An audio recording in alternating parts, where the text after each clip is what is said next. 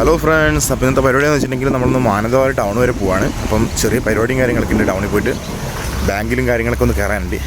അങ്ങനെ വന്നിട്ടുണ്ട് കൂട്ടാൻ. നമ്മളാ പുതിയ കാർ എടുത്തിട്ട് ചെക്കൻ ഫുള്ള് കറക്കം തന്നെയാണ്. അപ്പോൾ അങ്ങനെയാണ് വന്നേക്കുന്നത്.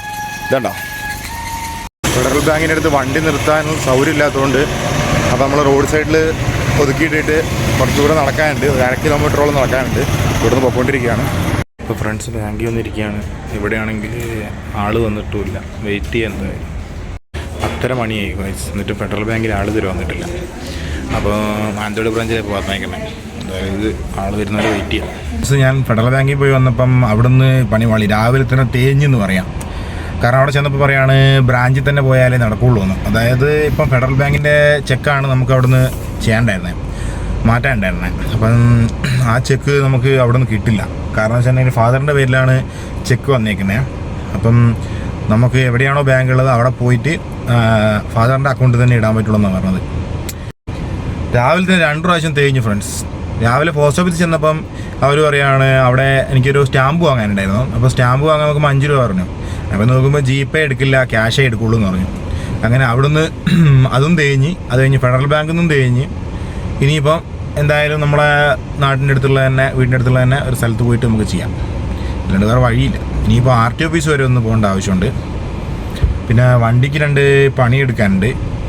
അപ്പം ഇനിയിപ്പോൾ വണ്ടി എന്തായാലും പണിയെടുക്കുന്ന സ്ഥലത്തേക്ക് പോവാം. ഇനിയിപ്പോൾ എന്തായാലും നമുക്കൊന്ന് RT ഓഫീസ് വരെ പോവാം ഫ്രണ്ട്സ്. അപ്പോൾ വണ്ടി ഇവിടുന്ന് അതൊക്കെ എടുക്കട്ടെ. ഒന്നാമത് ടൗണിലൊക്കെ നല്ല തിരക്കാണ്. അപ്പോൾ നമുക്ക് RT ഓഫീസ് വരെ പോകേണ്ട വന്നില്ല. കാരണം ഞാൻ ഇവിടെ നിന്ന് കോൾ ചെയ്ത് നോക്കിയായിരുന്നു. അപ്പോൾ മുമ്പ് ഞാൻ വിളിച്ചു കഴിഞ്ഞപ്പോൾ അവർ എടുക്കുന്നില്ലായിരുന്നു. അപ്പോൾ മാനന്തവാടി RT ഓഫീസിൽ വിളിച്ചപ്പം നമുക്കൊരു വണ്ടി ടാക്സി ആക്കാൻ വേണ്ടിയിട്ടായിരുന്നു. അപ്പോൾ ഒരു ഓട്ടോറിക്ഷ പ്രൈവറ്റ് വണ്ടിയാണ്. അപ്പോൾ 18 വർഷമായി. അപ്പം ടാക്സിയിലേക്ക് മാറ്റാൻ പറ്റുമോ എന്ന് അറിയാൻ വേണ്ടിയിട്ടായിരുന്നു. അപ്പോൾ 22 വർഷം വരെ ചെയ്യാമെന്നാണ് പറഞ്ഞത്, ഡീസൽ വണ്ടി ആയതുകൊണ്ട്. അപ്പം ചെയ്യാമെന്ന് പറഞ്ഞു. അപ്പം എന്തായാലും ആ കാര്യം മാത്രം ഇന്ന് വന്നതിൽ നടന്ന്. ഇനി ബാക്കി നമുക്ക് അവിടെ പോയിട്ട് ചെയ്യാം. ഒരു അപേക്ഷ എഴുതി കൊടുത്തിട്ട് ജോയിൻ്റ് RTOനെ കാണാൻ വേണ്ടിയിട്ടാണ് അവിടെ നിന്ന് വിളിച്ചപ്പം അറിഞ്ഞത്.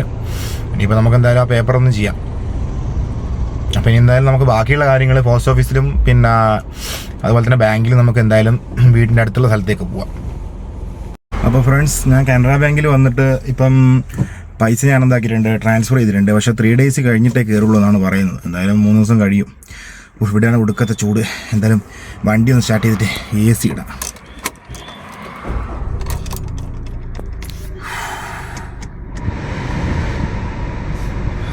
കാറ്റ് വരുമ്പോൾ ഒരു സമാധാനം.